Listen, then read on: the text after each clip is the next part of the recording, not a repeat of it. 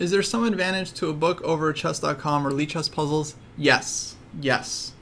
There's a big advantage. Puzzle books are made by humans. So that's the difference between books and online puzzles, guys, is that when you have like a tactics book, you know, you have a human, usually a pretty strong coach or player, hand selecting puzzles that they believe are instructive, that, you know, they've given to students, or, you know, they see in games, hand selecting puzzles according to a specific theme or level and putting those in like one complete collection. So some puzzle books I think are like really, really well written, or well organized. Let's say it's not much writing, but well organized.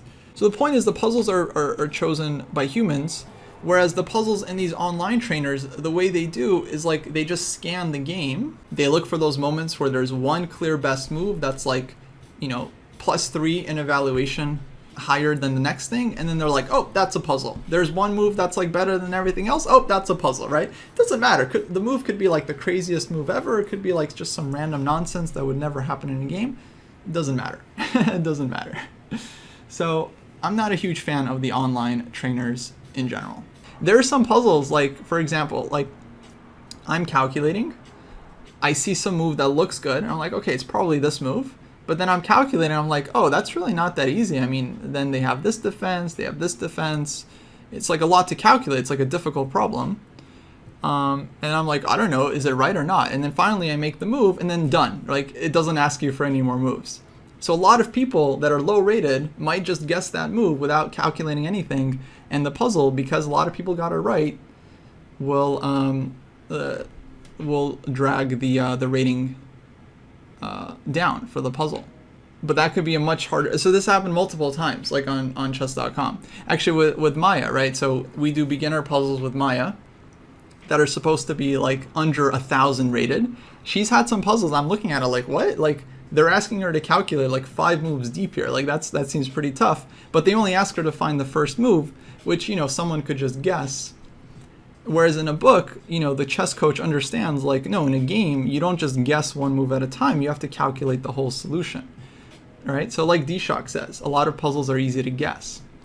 In a book, you're not allowed to guess. In a book, it's like if you don't solve the full thing, you know, the author usually lets you know. Yeah, long story short, I've been burned too many times by these online trainers, and I found much more success with books, with curated puzzles, or for example the Chess King apps that I strongly recommend. So those puzzles from the Chess King apps, they come from real books, which means that, you know, a human person has actually looked at the puzzle and has determined it to be instructive. Yeah, a lot of times the puzzle stops, Eric, right, before you actually play out the full variation. And what I've seen many students do is they calculate some line, they get the first 3 moves right, and that's it. The puzzle ends after the first 3 moves. But then they miscalculated everything after that. So from a coach's point of view, no, you didn't get the puzzle right, you messed it up. But from the online trainer point of view, yeah, you inputted the correct 3 moves to start, you didn't, and that's it, you're correct, good job. And the reason they do that is because then there might be multiple wins at one point. But from human point of view, who cares if there's multiple wins? If you don't find any of them, you didn't solve the puzzle. So in order to solve the puzzle, you got to find one of the actual winning lines, you know? Like in a chess game, you're going to be forced to play out the full game. Like, unless it's like a very obvious forced mate and your opponent can see that you see it, right? They resign. Usually your opponents are going to play on, right? You're going to have to show the full accurate line. That is one of the things I really like about CTR. Now that's also an app where you have to input one move at a time, you know, hard to get around that, but at least they force you to give the whole line, including variations, right? So so that's a huge advantage that CTR has over the online trainers, is that it's not just like the puzzle ends if there's more than one solution. They give alternate solutions, and then they force you to find multiple variations. So again, some of these tactics, another problem with the online trainers is that they don't even give the critical line. Right, let me show you guys just like quick example. Let's say this is the puzzle, guys. Okay, white to play and win. I don't know if it works, just an example. Okay, white to play and win. So just first guesses, guys. What do you think is going to be the right move here in the puzzle? what's going to be the right move here? Just first instinct. It's not even a real puzzle. I'm just saying if you saw this, what would be the first candidate move? What would be your instinct here for white? Bishop h7. Yeah, absolutely, right? Immediately, right? So number one, like, and so some puzzles, they just end. They just end. Bishop takes h7. Okay, you got it. Good job, right? Like, they don't care if you calculated further. They don't care anything, right? So that's one problem. The second problem is, like, from the engine's point of view, let me put the king on h8 just to make it really, really clear. So from the engine's point of view, let's say the right move again, bishop takes h7.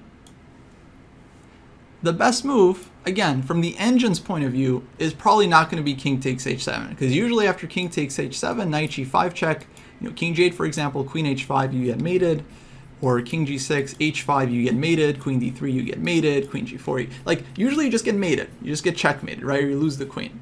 So from the engine's point of view, against bishop takes h7, the best move might be something like f5. Now, is f5 something that's difficult to calculate for a human player? Not really. You play bishop g6, you grab the pawn, and that's it, game over. Or you play knight g5, you still have a strong attack, game over. This is very simple to calculate. It's like one move.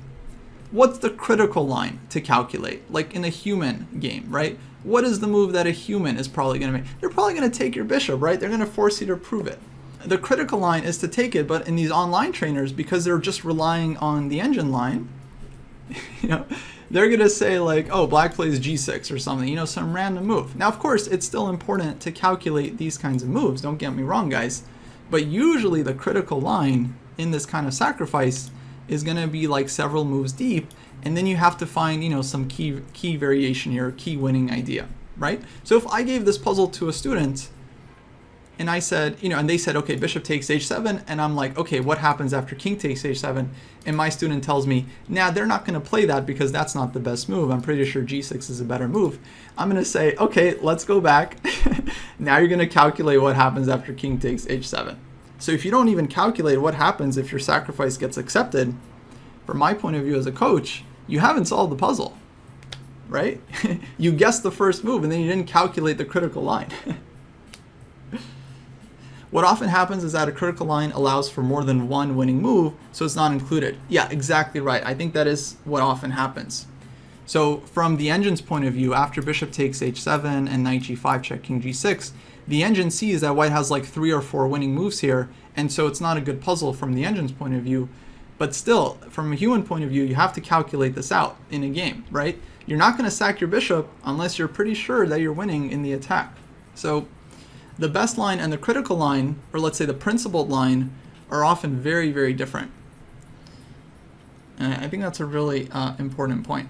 I mean, look, guys, I can give you an even more egregious example. Let me set it up real quick. Give me a sec, guys. I have to like compose a wrong puzzle off the top of my head, so it's I'm gonna need a second. I need to compose an instructively incorrect puzzle. So just give me a moment here. Okay. White to play and win. So what is the best line for both sides? So don't just give me one move, guys. I swear to God, if you give me one move, I will ban you on the spot. I will just ban you. No, just kidding. Give me the full line. So what's the critical line and what's the best line? We'll see that it's different. Okay, Renga says rook a8, rook e8, and then queen f8. Very good. Bravo. So that's the critical line. Because if you don't see queen f8, you don't mate. You don't solve the puzzle, right? But from the engine's point of view, which is just calculating math, the best move after rook a8 check is not to get mated. It's to play queen c8. Now let me ask you this, guys. Which move is harder to find? Rook takes queen in this position, or queen to f8 in this position? Now for an experienced solver, neither move is particularly difficult. But like, of course, queen f8 is a much harder move to see for the human than rook takes queen, And now, okay, I understand white is still down material, but just forget that. All right, we'll give white an extra rook, right, just to clean up the puzzle a bit. Let's even put this, knight somewhere here, for example. And then, of course, this is the other problem with, these puzzles, is that, for example, this is the starting position, right? Queen is just hanging. If you play knight takes f5 in an online trainer, congratulations, you got it wrong. Congratulations, you're wrong, right? But no human would ever put this puzzle in a book because they understand, like, this is a stupid puzzle. You have, like, mate in 2 or whatever, and okay, I guess knight f5 is better than rook a8 here, but hopefully you guys understand my point. Let's put the knight on c3. So here it's like, okay, knight takes e2, completely winning for white, but no, if you play knight takes e2, wrong, right? Because you have much better solution. Now, I'm not saying that's a bad rule. That's fine, but like, this is pretty egregious, right? You go rook a8, and if you play this move in an online trainer, the engine is going to respond queen c8. But as we all know, if rook a8, you don't see that on rook e8 you have queen f8 checkmate, you didn't really solve the puzzle. And that's what happens to a lot of players. They play rook a8. They don't know what they're going to do on rook e8. They just think, okay, it's a check. That looks good. And then the engine plays queen c8. And then they're like, oh, okay, well, I'll take. And then correct, plus 12 points. Congratulations.